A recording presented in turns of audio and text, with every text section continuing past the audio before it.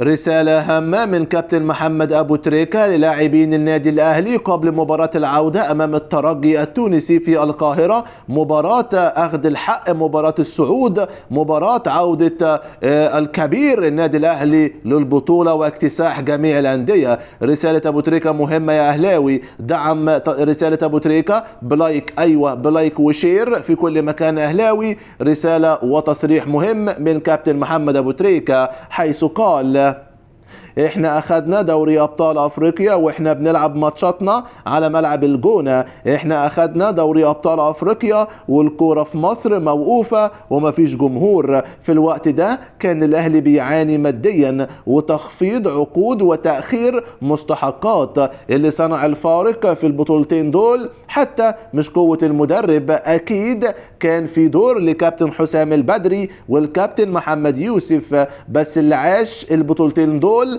هيبقى عارف ان البطولتين دول كانوا السبب الاساسي فيهم رغبة اللعيبة. هل زيزو محتاج دوافع؟ هو اصلا جه الاهلي علشان البطولة دي تحديدا، ولو فلوس كان زيزو راح الخليج واخد اللي عايزه وزيادة. هل امام عاشور محتاج دوافع؟ امام بعد بطولة 2024 قدام الترجي كان بيقول انه في المكان ده علشان البطولات اللي زي دي.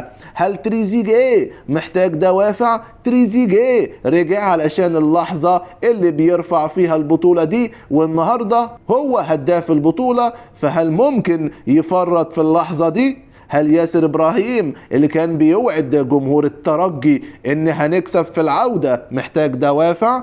لعيبة الترجي مش احسن من لعيبة الاهلي، وبالعكس على ملعبهم ووسط جمهورهم كان جواهم حاسين انهم اقل منكم. كل القصة انكم محتاجين تصدقوا ده، محتاجين تفتكروا انتم في المكان ده ليه، محتاجين تعرفوا ان جمهور الاهلي بيستحق منكم كتير. اي حكاية ممكن تتغير في فصولها الأخيرة، فانتم في الفصل الأخير عايزين يتكتب ايه؟ جمهور المنافس بيقول فريق زيزو وإمام وتريزيجيه وبن شرقي اللي طلع بموسم صفري عايزينهم يقولوا كده، ولا فريق الأهلي اللي رجع وكتب لنفسه وجمهوره التاريخ؟